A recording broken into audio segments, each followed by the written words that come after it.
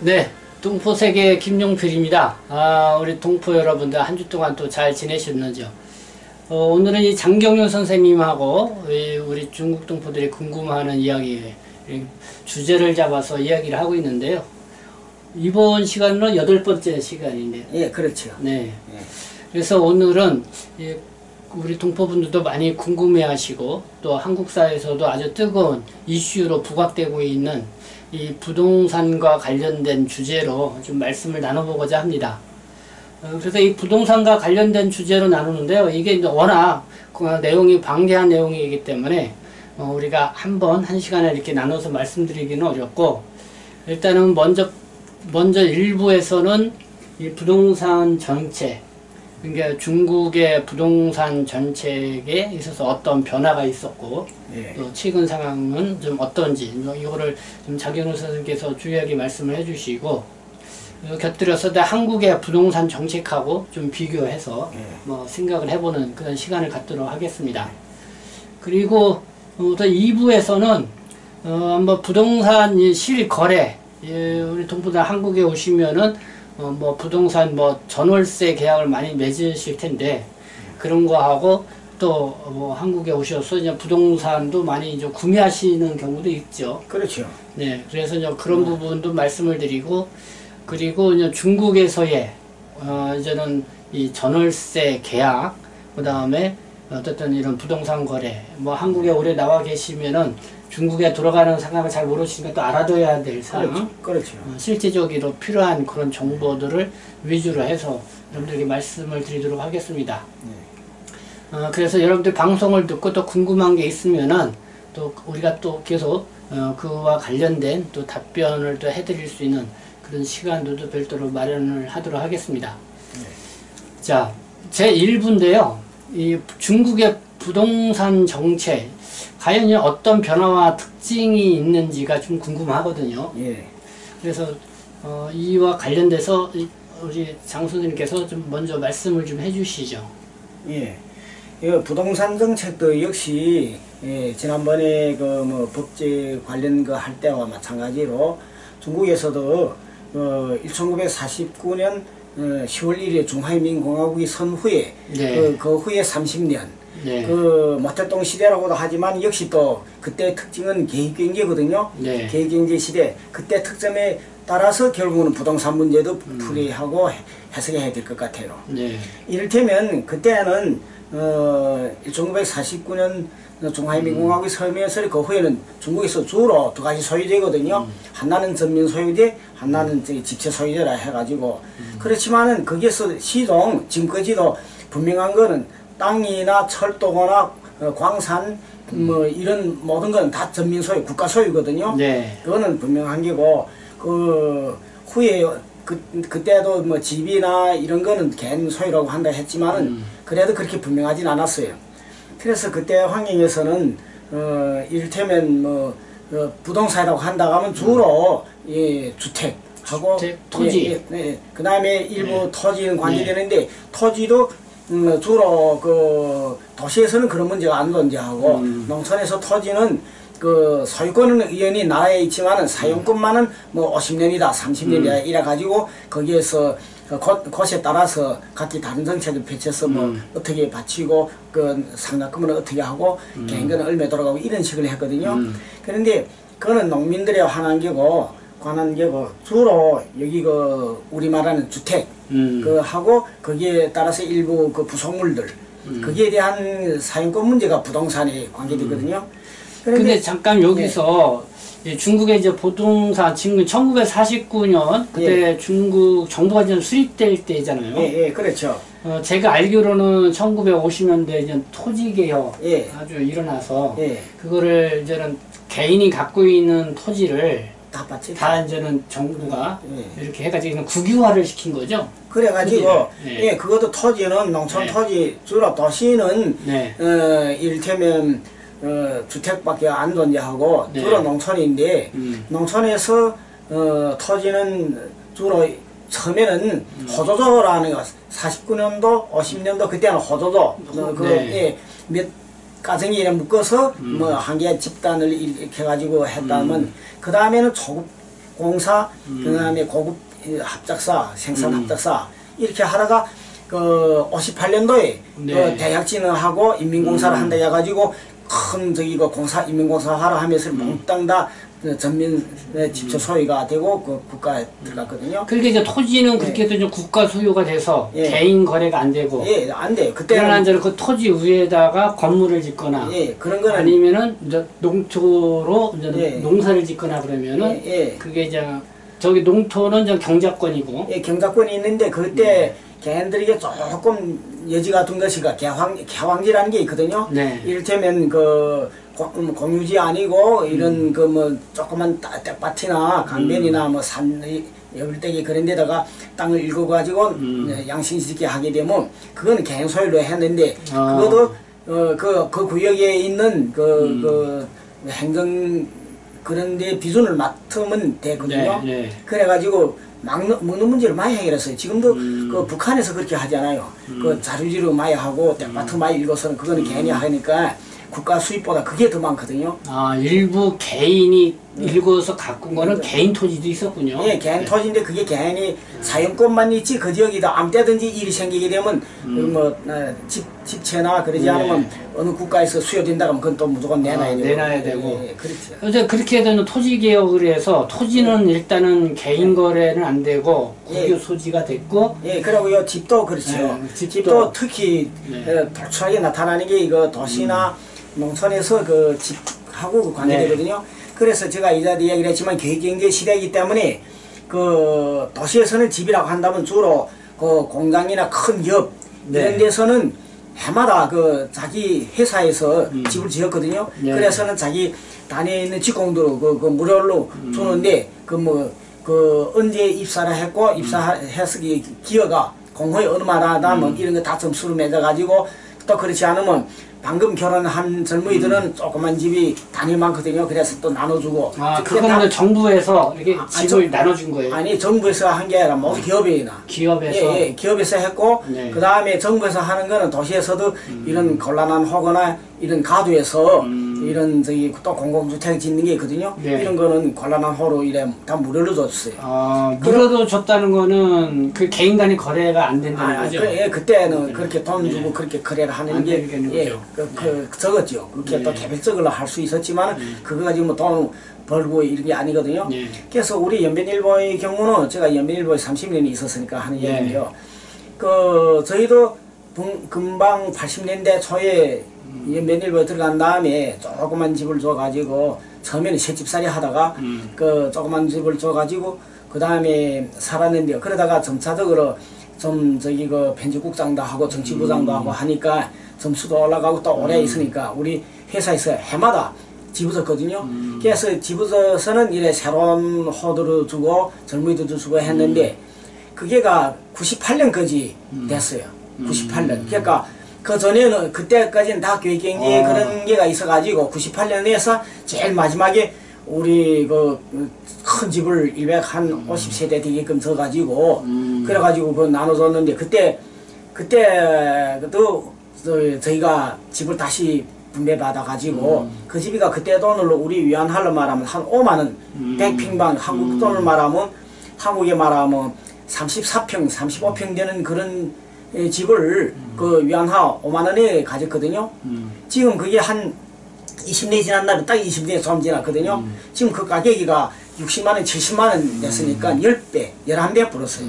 그리고 장윤호 선생님은 연변일보에 재직하고 있으면서 연변일보사에서 제공해준 집, 그걸 거기서 저 생활을 하신 거죠? 지금도 그 집을 가지고 있는데, 집을 갖고 있고, 지금은 그게 이제 사유지가 된 거예요? 그래서 사유돼 가지고 그 다음에 중국에서 하는 게가 그 집을 개인 소유라고 하면서도 또 토지 사용증을 줘요. 그래서 그 집이가 차지한 면적이 그 토지는 청집이든 뭐든 그 토지는 네게 속한다 해가지고 토지 사용증하고 집의 그 개인 소유를 한다는 집조 그 허가증이 있거든요. 이 두 가지가 다 있는데요. 그러니까 거기에 지금 살고 계시는 데가 아파트예요. 예, 그 아파트 근데 7층 아파트거든요. 그러니까 아파트인데 그 집을 줬는데 거기에 일부에 이제 거기에 해당되는 토지 사용증을 주고 예, 예. 그래서 7층이라 해도 역시 그 건물이니까 그렇죠. 토지 사용증을 주죠. 네, 그렇게 하면서 그 건물이 뭐 재건축되거나 그러면은 예. 역시 예, 그 그 토지 그 그 따라서 재산권이 예, 갱게 들어가죠. 된다는 거죠. 예, 예. 네.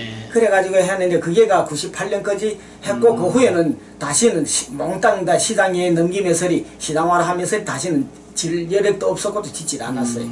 그러니까 그때를 계기해 가지고 많은 단에서 그때는 정식으로 뭐 계획경제로부터 시장경제 여기에 납입하면서 모든 사회가 주고 팔고 싸고 하는 데를 넘어갔죠. 지금은 그러면 회사나 뭐 정부의 공무원이다 그래서 뭐 집을 주거나 그런 건 없는 그건 거죠? 없어요. 지금은 없고 예. 그게 98년도까지 예, 그러니까 그때는 그랬지.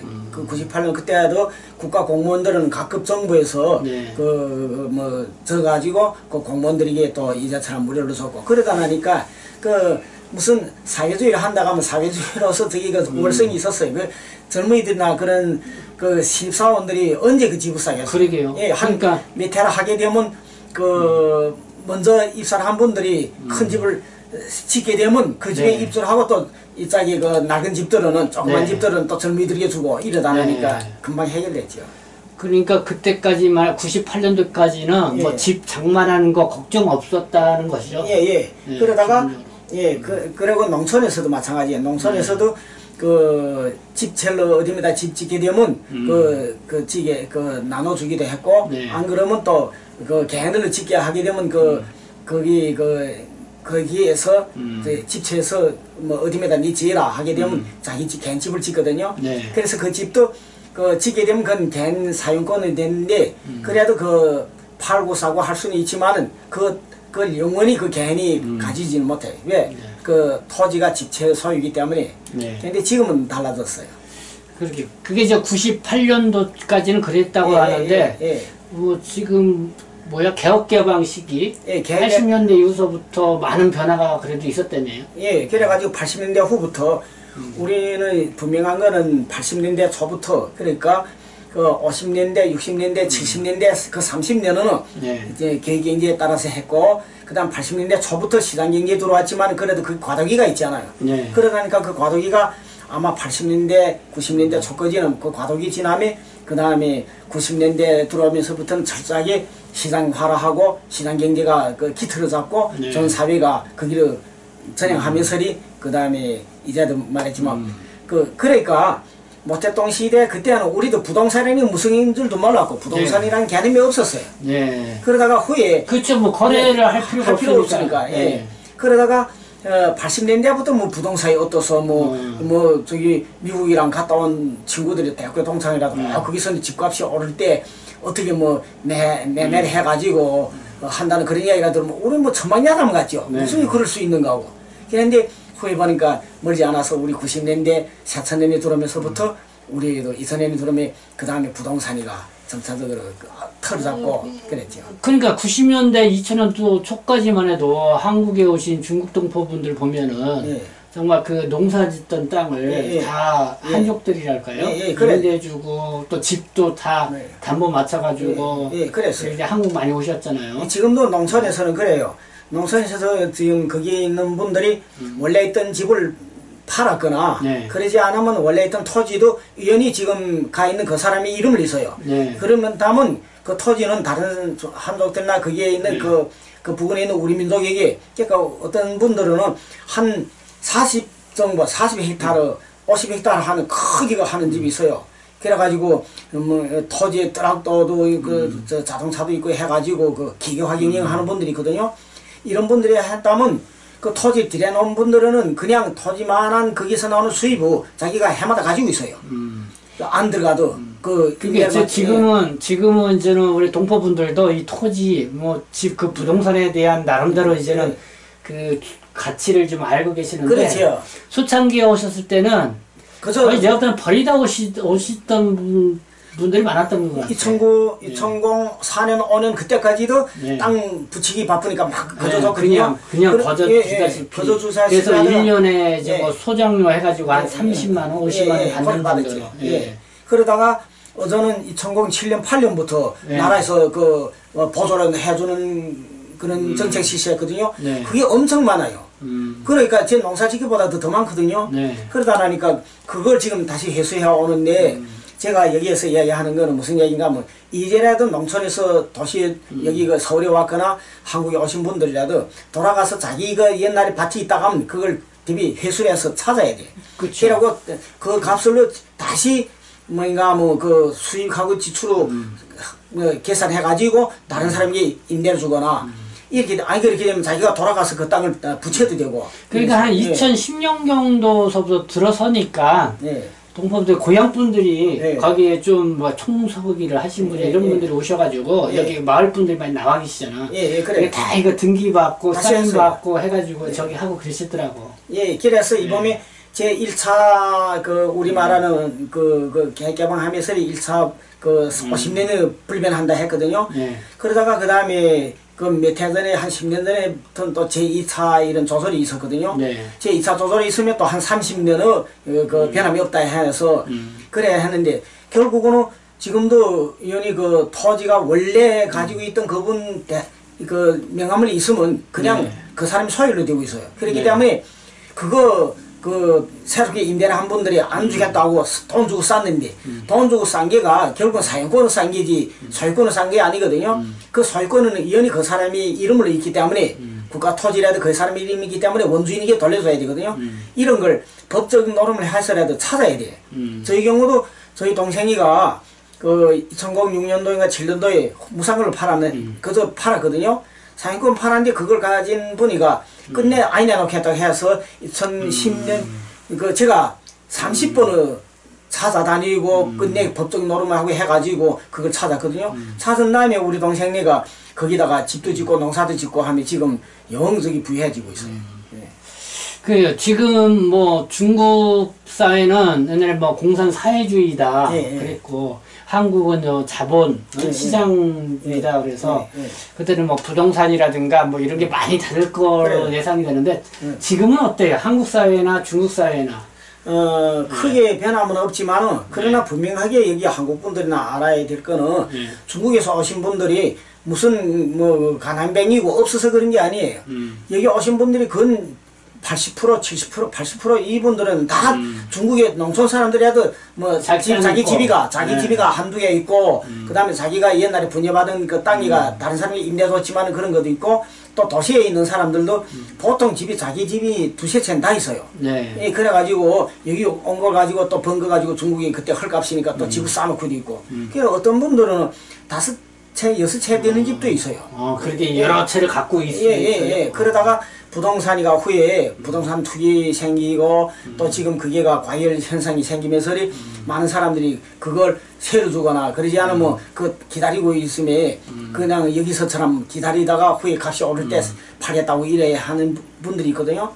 그런데 그런 바람에 문제는 생겼는데 지금은 규제를 완화하고 또 너무나 많이 졌기 때문에 값이 확 내려가고 있어요. 한국에서는 어쨌든 지금 한국 사회에서 한참 문제가 되고 있지만은 이 청년 세대들 각 사회 생활하고 또 결혼 생활을 한 사람들의 거는 내 집 마련의 꿈을 다 갖고 있잖아요. 그렇지. 중국도 그렇죠. 예, 그래서 중국의 경우는 저희도 결혼해서 10년 만에 또 저희 집을 가졌거든요. 처음에는 한 2, 3년, 4, 5년은 새집살이를 했어요.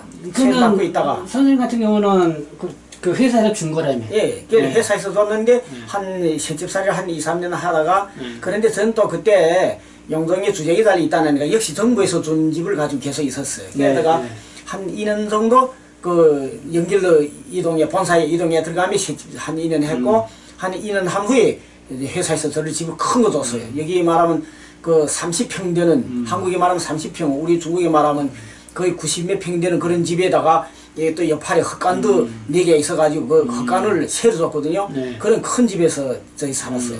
그러다가 한 10년 살았는데 그러다가 98년도에 이제도 말이지만 또 새 집을 지니까 새 집을 그때는 제가 편집국장이니까 점수 높아가지고 한국에서 말하면 한 40평 우리 말에 한 20평, 110몇 평, 20평 되는 집을 그 5만 유한 하에 샀거든요. 5만이라는 게 실제는 여기 말하면 아무것도 아니지. 아, 그때는 선생님이 비용을 주고 산 예. 비용을 들었는데 그게가 우리 회사에서 집을 줘서 나눠주는 게 있기 때문에 헐값이거든요. 아, 좀 저렴하게. 예, 저렴하게 그 나눠줬죠. 아니 그러면 그거 사회에서 짓는 집을 이런다면 좀 비쌌는데, 비쌌죠. 예, 그러다 나니까 그냥 그거 후에 우리 주택계약을 하면서 본인에게 다 팔고 소유권도 주고 하니까 지금 판다고 하면 한 60만 원, 50만 원, 60만 원. 이게 선생님 세대는 그랬다고 하지만은 지금 젊은 세대들 같은 경우 안 돼. 내 집 마련 꿈, 한국의 지금 젊은 세대들이 내 집 마련의 꿈을 갖고 있듯이 지금 중국도 젊은 세대들은 그럴 거 아니에요. 예, 그래서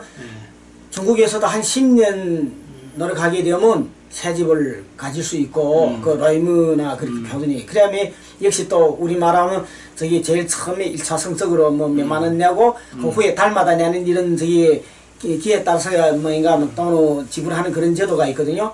그렇기 때문에 그 젊은일수록 한 앞으로 20년 30년 후 그 후에 해마다 조금씩 문다 가면 결국은 20년 30년 후에 재집이 되는데 그런 다음은 그 큰 집이가 실제는 노인 표준에 따르면 그게 많지 않아요. 이러니까 젊은이들도 그 집을 수월하게 장만할 수 있어요. 아, 그래요? 예. 그러니까 그 한국 사회는 정말 뭐 자기 집 마련하려면은 예. 뭐 청약적주도 들기도 예. 하고 예, 그러면 그렇지. 그 다 다른 게 아니라 이 추첨해가지고 예. 당첨돼야 되고 예. 그렇지. 하늘의 별따기라 그러거든요. 예. 그거는. 한국의 젊은이들하고 중국의 젊은이들 좀 그리고 뭐 은행에서 대출도 많이 받아서 예. 또 하니까 평생 뭐 월세 산다 뭐 이런 얘기도 있고 그러는데 그 전세집 아니면 월세집에서 살아야 되거든요. 그런데 중국의 경우는 이자도 얘기를 좀 자기만 좀 노력하게 되면 한 10년이 되게 되면 자기 집을 큰 걸 마련할 수도 있고 하게 가거든요. 지금 젊은이들은 또 그 뭐 머리가 대단히 비상해 가지고 시간 경제에서도 빨리 적응해. 우리 연령대에 있는 사람들보다 50대, 60대보다도 20대, 30대 젊은이들이 통도 크고 머리도 빨리 돌고 하니까 그 뭐 좀 더 그런 젊은이들이 제 집 마련하는 거는 한국보다는 많이 수월하다 이렇게 이해하면 되겠네요. 예, 그래요. 그리고 그 이후에 한국도 뭐 부동산을 사는 집 뭐 이렇게 주거지 개념이 아니라 돈을 벌기 위한 부를 축적하기 위한 이 투자 목적으로 많은 그게 지금 과열돼서 한국에서는 많이 부동산 정책이 뭐 좀 많이 바뀌기도 하고 들썩날썩하는데 중국에서는 어때요? 이 투자 목적 그러니까 돈을 벌기 위해서 이제 부동산 투자하는 거. 그게가 4천년이 들어오면서 결국은 전면 시장화하며 그것도 역시 중국에서 과일냈거든요. 그래 4천년인데 2000년. 예, 2000년. 그래 전형적인 실례 든다면 저희가 그 집에 이제 대학이 좀 연길 지역에 연변 지역에 집이가 120평 되는 그 집이가 있거든요. 그때 회사에서 준 거지만은 그거는 사유재산을 됐으니까 있지만은 후에 한 다음에 뭐 대도시에 와 사나 그러지 않으면 자식들 아들하고 딸 애들이 북경이나 그러지 않으면 상해나 이런 대도시에 진출하게 되니까 그래서 북경에다가 집을 사려고 했거든요. 그래서 전형적으로 보게 되면 그 2005년도에 북경에 가라면 조선족들이 제일 그 다음에 한국분들이 제일 많이 모여 사는 것이가 왕징이라고 왕징 지역이라고 들어봤죠. 그 지역에 최고로 우리 민족이 8만 명까지 모여 산다는 정도까지 됐거든요. 북경이 뭐 코리아타운이라고 코리아타운. 그 지역이죠. 그 지역에 그때 우리 싸자고 그 이민편로 1만 위하는 뭐인가 저기 저기 저당 잡히고 그러고 그 집을 하나 이 한 200평방 되는 여기 말하면 저기가 한 60평, 70평 되는 그런 걸 하나 맡았는데 그거가 한 10년, 20년 후에 이래 그 달마다 내일 하게 했는데 그게 너무나 엄청나가지고 결국은 그거 포기를 했어요. 지금 그거 그냥 차지를 했더라면 제가 무슨 몇백만 저기 가진 대부자가 되죠. 그러다가 그게 안 되겠으니까 그냥 다른 사람에게 그 저당 잡힌 1만 위안도 다 물리고 그 돈을 빼가서 다시 청도에 가 집 샀거든요. 근데 청도에가 그때 한 평방에 그 5천 위안을로 그 이렇게 사는데 이제처럼 그냥 게 그때 그 2006년도 7년도부터 그 투자를 해가지고 후에 김원상 그 한 10년이 지나니까 많이 올랐죠. 예, 올랐죠. 그래서 5천 위안이니까 평방당 그러기 100평 넘으니까 한 50만 됐거든요. 그게가 작년 2년 전인가 3년 전에 그게 220만 원이 220 위안을로 떴어요. 특히 또 청도 지역은 뭐 국가 갈실이 된다고 어찐다고 하기 그런 소문 도니까 그 값이 저희 집도 우리 한국 분들 많이 계시는 저희 청도의 청량구역이 중심 지역이 있었어요. 노란다이. 그러다 나니까 그러던 게 거의 지금은 부동산 가격이 정부에서 규제라고 확 떨어지니까 그게 뭐 한 50만 손실 봐서 지금은 일배 한 70만 원 위안을 중국 이민표를 170만 원을 떨어졌어요. 지금도. 그러니까 중국에서도 그런 게 많거든요. 그 다음에 단단나는 실제는 이 중국이가 이 규제를 규제를 강화를 하고 엄격하게 여기 부동산에 있는 여기 부패를 다스리고 이렇게 함에 따라 그 다음에 또 가장 좋게는 지금 중국에서도 그 한 가정에서 그 집에 하나씩은 정상표를 가지고 있고 두 가지 있으면 뭐 그 세금을 고비로 내야 되고 또 그걸 다시 판매를 어떻게 한다면 저기 그런 저기 그 거래 가격이가 대단히 엄청 그러거든요. 그러니까 부동산을 어디를 많이 하면 오히려 미친다는 게 있었고 그래서 한나는 시장 조절을 하다 나니까 자연적으로 안 사는 게고 그다음 다른 하나는 이제도 이야기했지만은 그 대도시 북경이나 상해나 광주나 심수나 이 지역에는 연히 부동산이 아직도 그 집 가격이 올라가지 내려는 안 갔어요. 비싸죠? 예, 비싸죠. 거의 서울 이상 되죠? 서울이 몇 배 돼야 돼요. 특히 그 북경 지역이나 상해나 남경이나 그 지역은 어찌 비싼도 대도시예요. 그런데 지금 중소형 도시는 가격이 폭락했거든요. 그래서 우리 조선족 집거지 연길이 경우도 연길이는 괜찮아요. 그렇지만 현실이고 여기 소형 도시 이런 데 내려가게 되면 그저 집값이가 그저 팍 떨어져 가지고 그것도 집을 수단집을 가지고 있던 사람들 밑에서는 그때 팔아야 되는데 팔지 않고 그때 되겠다고 생각했는데 떨어지고 하다 나니까 많이 남았고 그 다음에 풍경구역에다 숱한 집을 줬어요. 중국에서 부동산 하는 놈들을 팔아먹는다고. 그러다 보니까 그것들이 지금 뭐 그 경박포도 그렇고 백두산 지역도 그렇고 그 집들이 팔리지 않아 가지고 대비 부동산서 대재벌들이가 후에 은행비들로 집을 줬거든요. 그런데 그게 몽땅 은행 국가은행을 다 들어가고 알거지 가지고 이런 사람 많아. 그러니까 이제 정리를 해보면은 중국이 2000년도 들어서 그러니까 그때서부터 개인 집도 그렇고 그러니까 재산을 벌기 위한 부동산 투기가 좀 생기기 시작을 했다는 거잖아요. 예, 부동산 투기가 시작했을 뿐만 아니라 그래 4천년이 들어오면서부터 특히 2010년 한 10년 그리고 중국이 그때 들으면서 각 지역을 도시화라고 할까요? 도시화를 하면서 정말 큰 북경이나 상해 큰 도시 외에도 외곽 지역에 많이 도시화를 시킨다고 해서 아파트 단지 많이 짓고 그렇죠. 근데 사실 거기가 그때는 한참 부동산이 뜰 때는 돈이 될 줄 알고 많은 사람들이 거기 투자를 해가지고 돈을 샀는데 그래요. 지금은 그런 데 많이 폴싹했고 또 다시는 안 사고 여기 전형적인 것이가 우리 조선족 사회에서 그 제한 조선족들이 등쳐먹은 그런 일들이 있거든요. 부동산 가지고 이를테면 그 열대 지역에 좋은 곳에 한다 해가지고 운남하고 기주 남방 지역에 숱한 집을 짓고 그깟 싸게 만들었거든요. 그 어간에 여기 소위 말하면 중국에서 관련화하고 정부 공무원 하던 분들이 퇴직한 다음에 사고를 써가지고 많은 사람들 동원에 보냈거든. 그래서 조선족들이 우리 제한 조선족들이나 한국분들이 싼 집 거기서 많은 거 쌌는데 후에 보니까 그 지역에 다시는 공로가 들어가지 않고 그 집들이 쓸모가 없고 학교가 없고 그 무용지물이 돼서 그저 허망처연 분들이 많아요.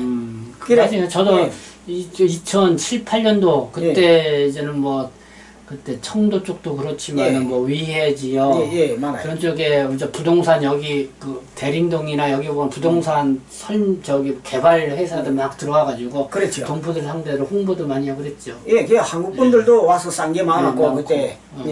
그래서 그때 싼 분들이가 후에 한 4, 5년 전에 팔았다면 그건 부자가 된 분들 많고 그때 새천년 초랑 중국에 들어가서 어떤 십몇 년이 있은 분들이 후에 북경이나 상해 집이 있던 걸 처분하며 한국 오면서 기다렸는데 그분들은 지금 숱한 중국에서 번 돈을 이번에 팔아가지고 오다 나니까 숱한 부자가 됐죠. 그분들이 한국 분들이. 하나 이거 한번 볼게요. 제가 이제 상하이저널 3월달 보니까 중국 은행 대출을 해주라 부동산 주식의 예. 은행에서 대출받은 돈을 부동산이나 주식에 예. 그거 사용하면 그거를 불법이라고. 예, 불법하고 또 대출 사기죄를 해가지고 엄하게 한다. 예, 감옥에 죄였고 예. 그다음에 그 재산을 몰수하고 이자리 얘기했지만 그러다 나니까 많은 부동산 개발을 하고 그러던 것들이 망했지요. 그게 그 중국 사회 전반적으로 그러는 거예요? 아니면 여기 뭐 베이징, 상하이, 선전 뭐 아니, 이런 전국적으로 그래요. 전국적으로? 전국적으로 그랬는데 예, 제가 얘기했지만은 대도시에서는 의원이 아직도 북경이나 상해나 대도시는 그냥 상승세를 거거나 그러지 않으면 답보 상태에 있어도 그거 대단한 엄청난 부를 창출했거든요. 그런데 그 중소형 도시는 부동산이가 과열 상태 돼가지고 팔리지 않으니까 그 거품이 싹 빠지니까 그 부동산 거품도 우리가 존재했거든요. 네. 그 빠지고 규제를 완화하고 규제를 강화하고 하니까 오히려 그 가진 사람들이 얻어는 돈벌이가 안 되죠. 그리고 또 이런 것도 있어요. 이것도 뭐 상하이시만 해당되는 건지 모르겠는데 예. 이 부동산 구매 제한, 대출 제한, 뭐 예. 세금 정책 이런 걸 다방에는 있는데 위장 이혼, 예. 위장 이혼 후 부동산 구매 적발 예. 뭐 이런 것도 있더라고요. 그래서 위장이혼이라는 것도 이제 지금 부동산하고 같이 제기되는데 그게 규제랑 한가운데 한데 부동산 규제도 하고 그 강화를 하고 또 위장이혼 이를테면 그 한국에도 한 시기 많은 사람들이 그 결혼했던 걸 해제를 하고 한국 분들하고 무슨 결혼한다 해가지고 위장 결혼해서 많은 사람들이 왔거든요. 네. 후에 다시 그거 한국에 온 다음에 그걸 물리고 또 그 위장 결혼한 상대자에게다가 돈 지불하고 다시 중국에 그분들하고 한국에 와서 회복하고 이런 문제들이 있었잖아요. 근데 중국도 마찬가지거든요. 그 다음에 단단하는 미국이나 유럽을 간 사람들이 그 이혼하고 그 이제처럼 위장 결혼을 해가지고 간 사람들도 많거든요. 이게가 지금 다 적발되게 되면 어서는 다시는 회복도 불가능할 뿐만 아니라 그걸 그 안 해도 이제. 그러게요. 그렇게 되면은 적발되면은 증치세 면제 기간을 주택 보유 2년에서 5년으로 높이고 예. 뭐 여러 가지 저기 있는데 근데 이 중국에서는 만약에 아파트를 산다 부부가 예. 그러면 그 공동 명의가 된다며요. 예, 공동명의라 되거든요. 네. 그래서 지금도 팔고 사고 할 때는 같이 부부가 같이 가서 수소가 하는데 일방이가 안 되거든요. 왜 그런가 뭐 한국에 가 있거나 그럼 출국에 가 있거나 그러지 않으면 중국에 있는 분이가 후에 뭐 서로 부부간에 뭐 갈등이 생기거나 하게 되면 혼자 팔아버리는 경우가 많았거든요. 그게 한 10몇 년 전에도 대단했어요. 그러다가 안 되겠다 해가지고 반드시 그것도 와야 되거나 그러지 않으면 일방이가 오지 못하게 되면 그 지방에서 그 공정을 해가지고 네. 위탁해서 우리 부인이거나 그러지 우리 남편에게다가 위탁해서 이걸 판다. 혹은 다른 데 넘긴다. 그러면은 그런 아파트를 몇 채를 갖고 있다 그러면 다른 아파트도 다 공동 명의로 사야 되는 거죠. 예, 그렇죠. 그리고 우리가 그 부부관계 이혼 아예 했다면 반드시 그 두 사람이 공동 명의로 돼야 되는데 이혼을 하게 되면 이혼을 하게 되면 또 갈라야 되죠. 갈라야 돼요. 예, 그건 또 무조건 갈라야 되고. 그러면 한쪽이 이쪽으로 이거를 다 주겠다 뭐 이런 식으로 협의를 보면 협의를 할 수도 있고 어떤 사람들은 일방에게다 몽땅 주고 그 대선을 또 뭐 돈을 받아 가지거나 이렇게 그 협의를 하는 경우도 있고 그 다음에 그렇지 않게 되면 그 이래야도 이야기를 했지만은 그 일방이가 반드시 후에 자식들을 봐서라도 그 둘이 명의를 뒀다가 그 자식들에게 넘겨주는 경우도 있고 어쨌든 그 자식들에게 이제는 저기로 상속을 하는 그런 경우도 많고 그리고 그 집을 할 때 꼭 뭐 세대주락해서 남편이 이름을 하는 것 아니거든요. 이를테면 어떨 적에는 어느 수요에 따라서 어떨 적에는 부인이 이름들을 할 수 있고 아이 그럼 남편이 이름을 할 수 있고 그런데 그게가 꼭 뭐 보유를 하는 게 한 집이 한 사람이 있다면 두 채, 세 채 된다면 그 다음에는 세금이 대단히 올라가고 양도 하나 매매 세금이가 대단하기 때문에 어제는 그렇게 그러니까 이제는 부부가 있을 때 그 부부가 있을 경우는 그 부동산, 그 아파트라든가 이런 거 살 때는 부부가 공동으로 계약자가 돼야 되는 거고 예, 그렇지. 그리고 만약에 이제 결혼을 안 했다 그러면 자기 이름으로 계약을 할 수 있는 거고 있었죠. 결혼 아예 했다면 자기 이름으로 해야 되고 그 다음에 이를테면 어느 일방이 뭐 돌아갔거나 그러지 않으면 이미 이혼했다면 자기 혼자 이름을 계속 이름을 할 수 있고 할 수 있죠. 그러면 나중에 재혼을 한다 가면 재혼을 한다 가면 이전에 얘기를 했지만 자기 혼자 가지고 있을 때는 그건 개인 재산이 되는데 밑에를 살아보니까 그 결국은 그 재산을 공동으로 공유할 수도 있고 그 다음에 만일 경우에 그때 재혼을 했다가 다시 또 이혼을 하거나 그런다면 그때는 재산이 불명하거든요. 그 공유재산을 공동하게 그 생활했던 그 어간에 그 일군 그 재산만은 둘이 평부담하고 아이 그럴 때는 분명하게 여자면 여자 쪽에 있은 재산이 있거든요. 그리고 남자는 남자 쪽에 있는 부동산이나 기타 재산이 있다면 그거는 그 분명하게 그 뭐 결혼 전에 결혼하면서 공정하는 게 있고 이혼하면서 또 이런 공정하고 분명하게 재산을 가르는 게 있어요. 그러니까 부부가 공동으로 하는 게 개인이 하는 것보다는 나은 점이 있나? 나은 점이 있죠. 관리도 그렇고 그 다음에 개인으로 뭐 집을 산다면 개인으로 못하게 하니까 부부 공동이 같이 부부가 있으면 이혼 아예 하고 그 부부가 부부가 있으면 반드시 그러니까 부부 일체다. 예, 그렇지, 이렇게 그렇지. 본다는 예. 거죠. 그래고 그 이제는 중국은 그러면서 결혼관은 확실한 것 같아요. 예, 그래가지고 이게가 그 규제로 강화를 하고 분명하게 한 개 가정에 하나씩 있다가 하니까 네. 그 부부간이가 대도시에서 가짜 이혼하는 게 많았어요. 네. 살기는 같이 삶에도 그 내 편네 남편은 남편대로 집을 하나씩 차지하려 해서 그러니까 그게 후에 두통이 나가지고 그것도 뭐 법적인 그런 제재를 받는 그런 현상도 많았어요. 그거 보면 최근에 그러면은 중국 부동산 정책에 있어서 예. 가장 그래도 문제라고 되면서 좀 가셔야 되는 문제점이 있다는 게 어떤 게 있을까요?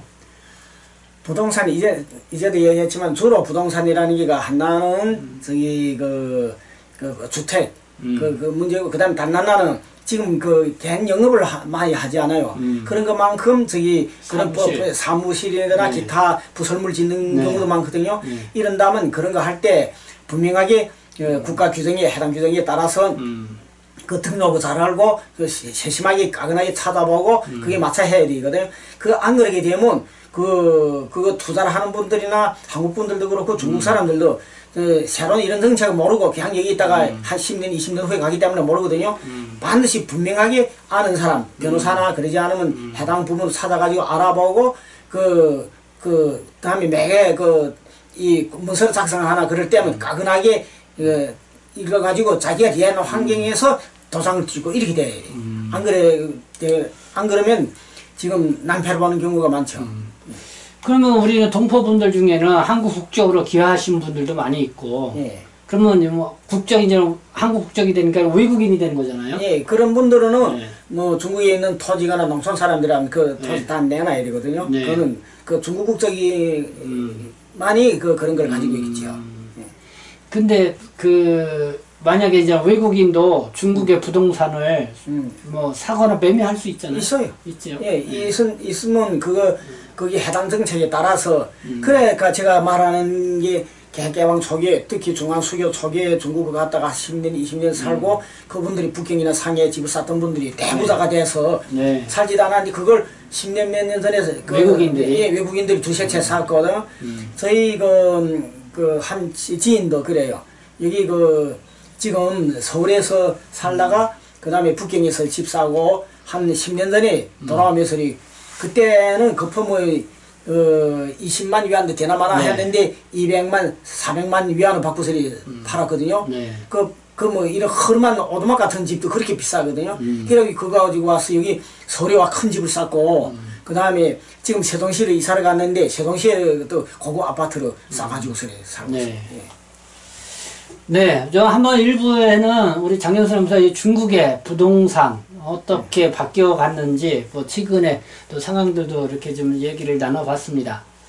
뭐 좀 더 마지막으로 곁들어 한다면은 이 중국 부동산과 관련돼서 혹시 더 좀 정책과 관련돼서 예. 좀 알아뒀으면 좋겠다 하는 게 있으면은 그거나 또 한번 좀 말씀해 주시고 일부는 여기 마치도록 하죠. 예. 분명한 거는 이제도 앞에서 언급했지만은 한국 분도 좋고 중국에서 여기 서울에 왔고 한국에 와 있다가 10년, 20년 후에 돌아가시는 분들도 중국의 부동산 정책에 대해서 잘 알고 네. 그 정책대로 하기에 힘써야 되고 네. 그렇지 않으면 자기가 정책을 모르기 때문에 낭패를 본다. 그 네. 부동산에 관련된 정책들이 너무나 많기 때문에 일일이 여기서는 네. get들이 바쁘죠. 근데 잘 모르고 있으면은 뭐 장경수 선생님한테 좀 물어보면은 많이 알겠죠. 그거는 제가 찾아줄 수 있어요. 네. 찾아드릴 수 있어요. 네, 아이고 참고로 들으시면 좋겠습니다. 네, 그래. 네, 이 부동산과 관련된 이야기, 네, 제1부, 이 중국의 부동산 정책과 관련돼서 좀 변화 상황하고 최근 상황 좀 이렇게 얘기를 나눴습니다. 여러분들에게 좀 도움이 되는 시간이 됐으면 좋겠습니다. 여기서 1부 마치고요. 그리고서 또 2부에서 또 계속 이야기를 나누도록 하겠습니다. 네, 일단은 먼저 1부 인사 먼저 드리죠. 예. 네. 고맙습니다.